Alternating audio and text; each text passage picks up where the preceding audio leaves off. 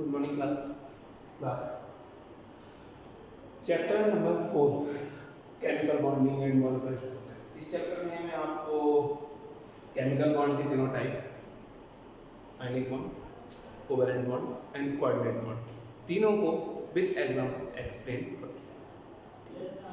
तो अब आपकी जो थर्ड पॉइंट है इसमें उस चीज को एक्सप्लेन करता हूँ।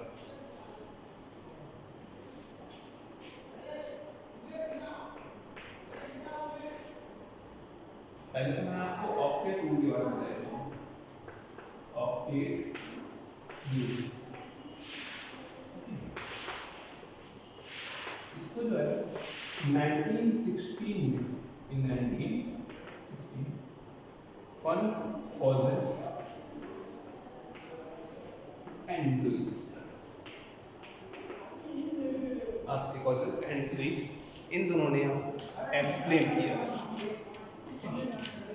अब इन दोनों का कहना क्या था? इन दोनों का बेटा कुल मिलाकर कहना ये था कि जो आपके एलिमेंट्स हैं, एटम्स हैं, वो ट्राई ये करते हैं उनके नियर में जो आपका नोबल गैस का एलिमेंट है उसके नियरेस्ट पहुंचने का या उस तक वैसा ही बनने की ट्राई करते हैं। लाइक एज हाइड्रोजन, हाइड्रोजन का एटॉमिक नंबर कितना है? 1। तो ये क्या ट्राई करता है? अगर इसका इस तरह से होता है, क्या ट्राई करता है? इस ऑर्बिट में कितने 2 इलेक्ट्रॉन्स, यानी कि डुप्लेट, यानी कि इसके नियरेस्ट कौन सी गैस है? नोबल गैस कौन सी है? हीलियम। हमने पढ़ाया आपको नोबल गैस कौन सी है, जिनकी ऑर्बिट हीलियम क्या है, नोबल गैस में 18 ग्रुप में आती है सबसे पहले नंबर। तो इसका मतलब क्या? हाइड्रोजन हीलियम यानी कि नियर नोबल गैस के नियरेस्ट पहुंचने की ट्राई करता है। लाइक एज हम कहते हैं लिथियम, तो लिथियम क्या करता है? 3 है 2,1। ये 8 नहीं ट्राई करता है, इसके नियॉन आता है 10 पर, जिसका क्या होता है 2,8। सेकंड नंबर का जो एलिमेंट होता है हीलियम के बाद नोबल गैस तो ये इसकी ट्राई नहीं करता है। ये किस चीज की ट्राई करता है? 1 इलेक्ट्रॉन लूज करके लिथियम पॉजिटिव आयन बनाकर हीलियम के इक्वल क्या करता है, इक्विवेलेंट होता है। जब आपका लूज कर दिया तो इसके पास कितने इलेक्ट्रॉन लूज हो गए तो कितने रह गए? 2 ही तो रहेंगे और हीलियम के पास भी 2 होते हैं। ठीक है, तो कॉजल और लुईस का कहना ये था कि एलिमेंट्स ट्राई क्या करते हैं कि अपने नियर में जो हीलियम एलिमेंट्स हैं, नोबल गैस के जो एलिमेंट्स हैं, ठीक है, उनके नियरेस्ट पहुंचने की ट्राई करता है। समझ में आ गया आपको? ये सोडियम, चलिए एक और एग्जांपल लेते हैं। सोडियम 11 2 8 1, यहां 8 हो सकता है लेकिन 8 का ट्राई नहीं करता है। वो क्या करता है? 1 इलेक्ट्रॉन लूज करके n पॉजिटिव बनाकर क्या हो जाता है? स्टेबल कंडीशन में आता है और किसके इक्विवेलेंट, नियॉन के इक्विवेलेंट हो जाता है। इसके पास भी 2 8, इसके पास भी 2। समझे? इस चीज को अच्छे समझ लीजिएगा कि एलिमेंट्स ट्राई क्या करते हैं? इलेक्ट्रॉन लूज करके, गेन करके, डोनेट करके, सिर्फ कुछ भी करके वो ट्राई करते हैं नोबल गैस, यानी कि लास्ट आपकी जो ऑर्बिट है उसमें 8 इलेक्ट्रॉन बनानी है और लास्ट 8 इलेक्ट्रॉन को क्या कहते हैं? ऑक्टेट। ठीक है, 8 इलेक्ट्रॉन होगा तो उसे क्या कहते हैं बेटा? ऑक्टेट कहते हैं, इसीलिए इसका नेम लिख दिया ऑक्टेट रूल। ओके, अब इसके बाद ये आपका मतलब एक तरह से बता दिया कि बॉन्डिंग जो तीनों बनाए हैं केमिकल बॉन्ड तीनों, वो ऑक्टेट रूल को फॉलो करते हैं, तभी आप जाके शेयरिंग के थ्रू 8 इलेक्ट्रॉन करते हैं। शेयरिंग में भी ऐसे हमने देखी 8 इलेक्ट्रॉन किया था, हाइड्रोजन 2 इलेक्ट्रॉन डुप्लेट किया था। ठीक है, तो अब इस ऑक्टेट रूल में ही वो तीनों एक तरह क्या फॉलो करते हैं, एक दूसरे को कहा जाए तो octet rule and chemical bonding दोनों एक दूसरे पर डिपेंडेंट है। अब बात करते हैं इसकी लिमिटेशन की। किस चीज की बेटा? ऑक्टेट रूल की लिमिटेशन।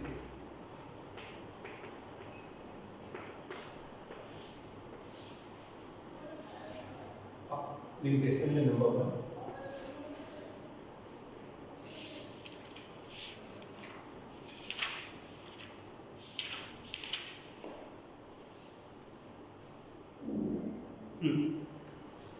सपोज आपके मॉलिक्यूल्स हैं H2 Cl2 N2, ये है ना बेटा,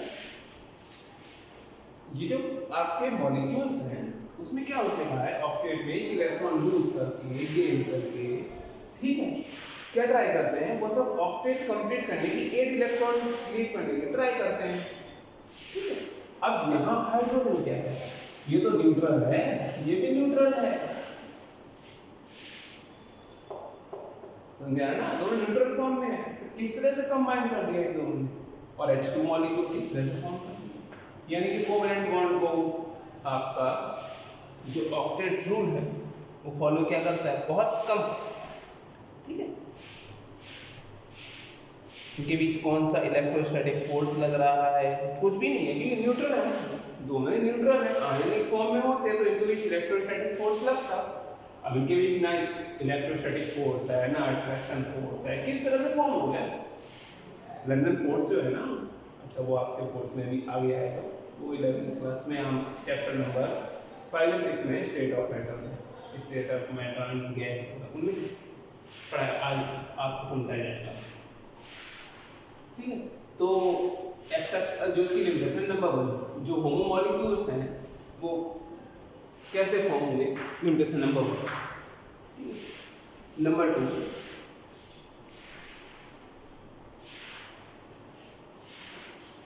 it cannot explain about geometry and shape,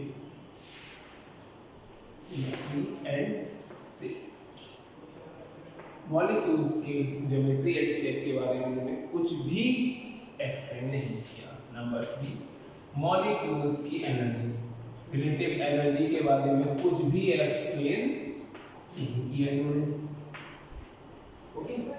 number 4,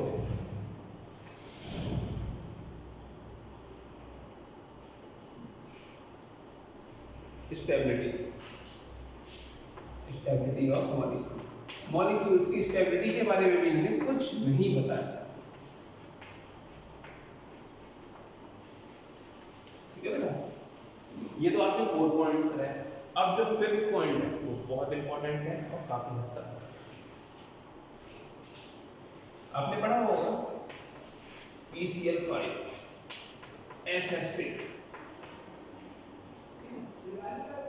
ये फॉर्म हो जाते हैं जबकि कोई भी क्या होता है 3 से ज्यादा पॉसिबल नहीं है, तो ये 5 और 6 कैसे हो गया, है ना, तो अभी मैं आपको इसीलिए एक्सप्लेन, अब हमारा टॉपिक क्या है, PCl5, सबसे पहले PCl5, ठीक है, और फिर आपका SF6, दोनों एक्सप्लेन।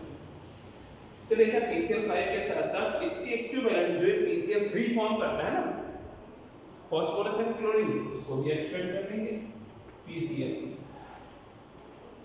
इतने से हो जाएंगे ये आपका PCl5, ओके। फास्फोरस 15 है, 285, क्लोरीन 70, 287, ओके। फास्फोरस नंबर का में centre 1 2 3, okay, 7 and down 1 2 3 4 5 6 7 1 2 3 5 6 7 1 2 3 4 5 6 7 1 2 3,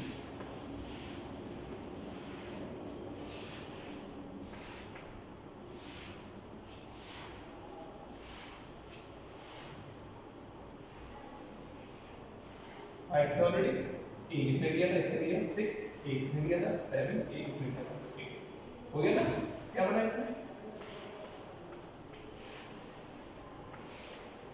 normal structure हो गया, कोवेलेंट बॉन्ड होता है, ठीक है।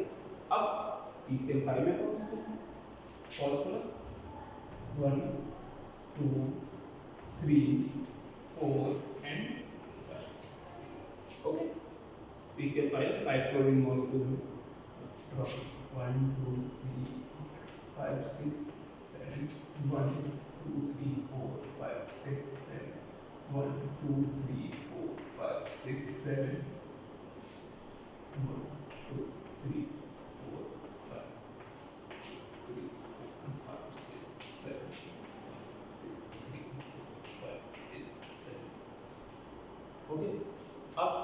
क्या करता है?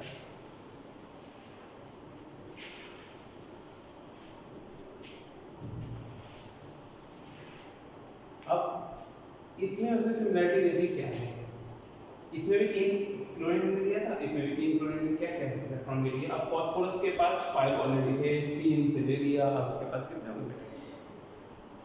8 हो जाएंगे, 5 and 3 8। दिक्कत इस बात की है कि कोवैलेंट बॉन्ड में हमने पढ़ा था कि लोन पेयर ऑफ इलेक्ट्रॉन जो नॉन बॉन्डिंग के होते हैं उसे डोनेट कर देता है। चलो ठीक, ये पेयर बचा है इसके पास। अब ये इसे डोनेट करेगा तो इसके पास 7 and 2 9, इसको डोनेट करेगा तो इसके पास 7 और 2 9, और ऑक्टेट रूल कितना कह रहा है 8, और लोन पेयर इलेक्ट्रॉन किसी को भी पॉसिबल ही नहीं है। ठीक है, तो अब इन मॉलिक्यूल्स के लिए आपके एक साइंटिस्ट है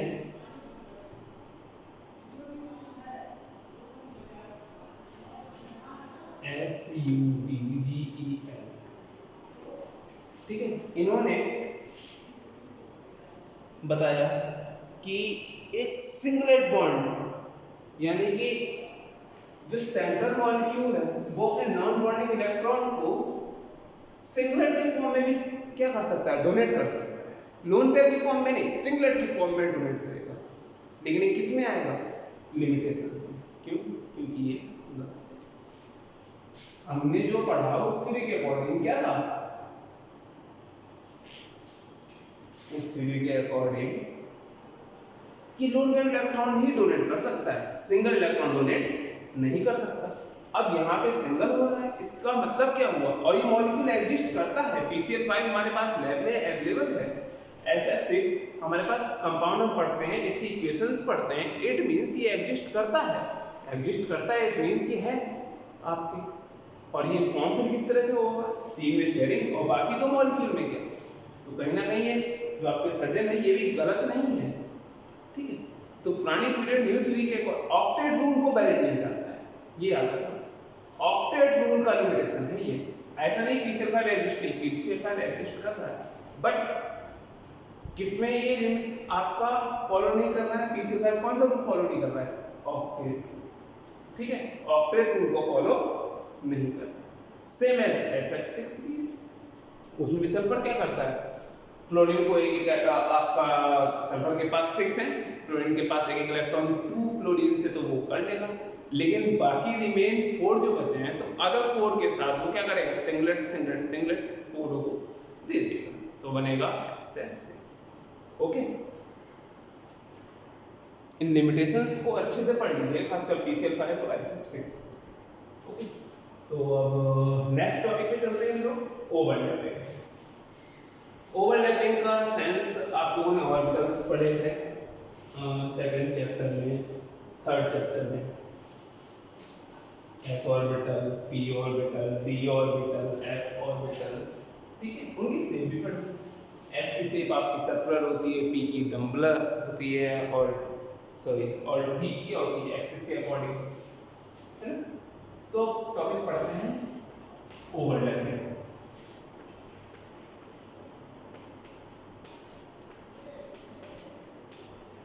अब ओवरलैपिंग क्या होती है?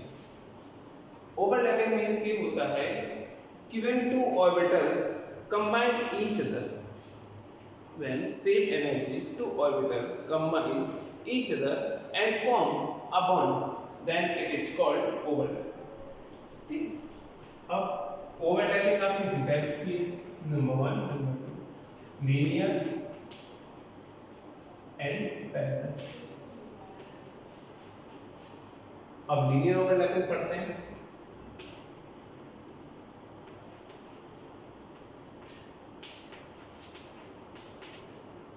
लीनियर ओवरलैपिंग मींस जो एक ही एक्सिस में होंगे, ठीक, और पैरेलल ओवरलैपिंग मींस एक से ज्यादा एक्सिस में, ठीक। जैसे लीनियर में आती है SS, SP, ठीक है, और PP भी आती है। अब पैरेलल में बेटा कौन कौन सी आती है? सिंपली आपको बता रहा हूं, जो आपको टफ ना लगे इसलिए, PP, ठीक है, किस तरह से एसएस ओवरलैपिंग नंबर 1 रब करता रहूंगा, समझाता रहूंगा।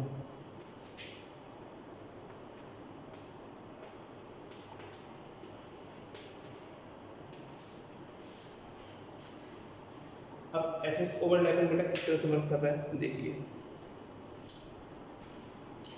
ये एस ऑर्बिटल, ये एस ऑर्बिटल, ठीक है, ये क्या करते हैं बेटा, ये आपका एस ऑर्बिटल, ये आपका एस ऑर्बिटल कंबाइन करते हैं सेम एनर्जी के, क्या बनाएंगे, शेयरिंग करके क्या करेंगे, इस तरह से इलेक्ट्रॉन ले लेंगे और एसएस ओवरलैपिंग। ये कैसी बॉन्डिंग है, लीनियर बॉन्डिंग। क्यों, एक ही एक्सिस, इसमें तो एक्सिस आपकी ये कंफर्म है, अगर y से ये भी y होगा, ये x है तो ये भी x एक्सिस पे ही होगा। पहली बात तो ये टर्बुलेंट में आपकी एक्सिस का कुछ पीरियड नहीं है। अब दूसरी sp,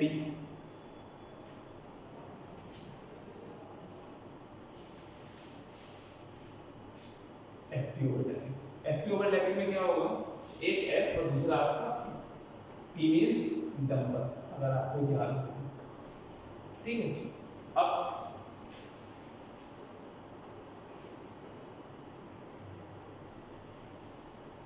इस तरह से आपको तो ये क्या हो जाएगा, sp ओवरलैपिंग,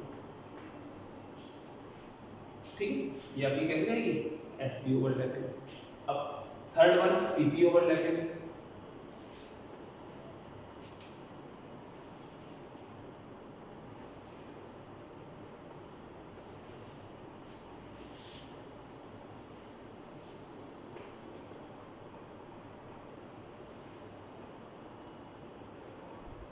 ठीक, ये आपकी pp ओवरलैपिंग होगी, इसमें भी क्या है, एक्सिस सेम है, ठीक है, तो आपकी क्या हो जाएगी, लीनियर, ठीक है। अब थर्ड वन pp ओवरलैपिंग कैसे, पैरेलल, उसमें क्या होगा,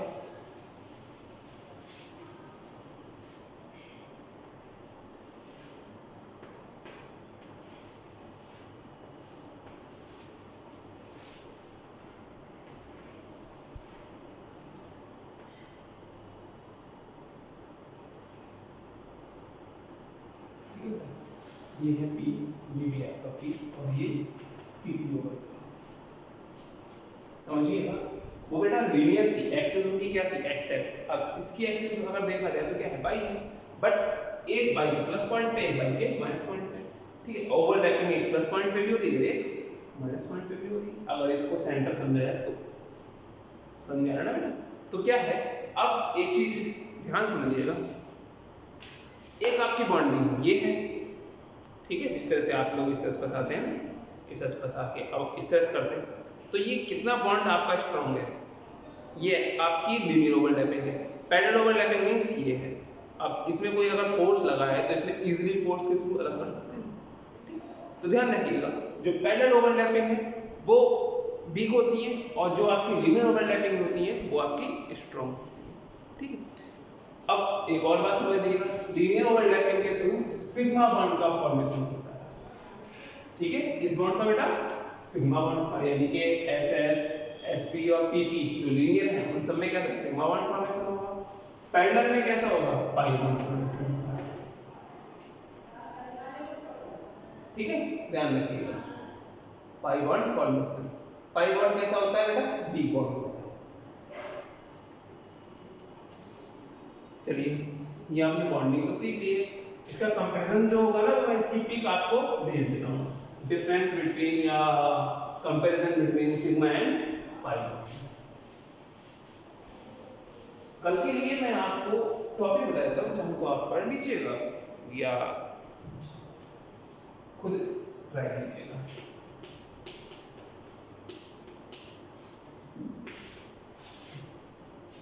बैलेंस सेल इलेक्ट्रॉन पेयर,